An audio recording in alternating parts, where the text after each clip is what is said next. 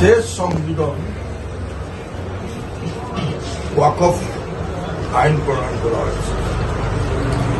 ওয়াকফ সম্পত্তিটা মুসলমানদের দানকৃত জমি। এই ভারতবর্ষে প্রায় 9,40,000-এর ঊর্ধ্বে 9,40,000-এর ঊর্ধ্বে হেক্টর জমি মুসলমানদের ব্যবহারযোগ্য। এখানে মসজিদ, মাদ্রাসা, মক্তব, কবরস্থান এবং অন্যান্য প্রতিষ্ঠান, অনেক স্মৃতিসৌধ, দরগা, এইগুলা আর পরিচালনা করতেন সেন্ট্রাল ওয়াকফ বোর্ড। ব্রিটিশ গভর্নমেন্ট 1913 ইংরেজিতে প্রথম ওয়াকফ আইন প্রণয়ন করে। এটার অ্যামেন্ডমেন্ট হয় তৎকালীন নেহেরু গভর্নমেন্ট 1957 ইংরেজিতে এটার অ্যামেন্ডমেন্ট করা হয় এবং পরবর্তী ইউপিএ সরকারের আমলে 2013 এটা পূর্ণাঙ্গ আইনে রূপান্তরিত করা হয়।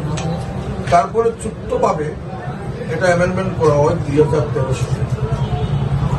যেভাবে বর্তমানে আইন চলছে, সেন্ট্রাল ওয়াকফ বোর্ড যেটা গঠিত হয় মুসলমানদের আলিম ওলামায়ে এবং বিশিষ্ট বুদ্ধিজীবী লোক, কিন্তু বর্তমান আইনে সেন্ট্রাল যে ওয়াকফ বোর্ড যেটা হবে এটা সুন্নি ওয়াকফ বোর্ড এবং একটা হবে শিয়া ওয়াকফ। এবং এই শিয়া সুন্নি ওয়াকফ বোর্ডে 2 জন করে অমুসলিমকে এই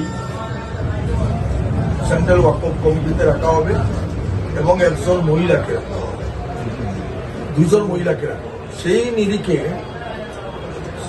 স্টেট ওয়াকফ বোর্ড, মহকুমা ওয়াকফ কমিটি এভাবে গঠন করা হবে।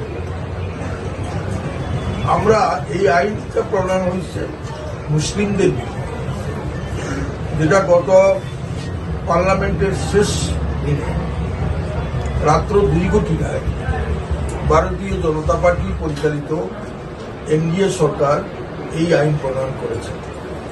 সেই পার্লামেন্টে 232 জন এমপি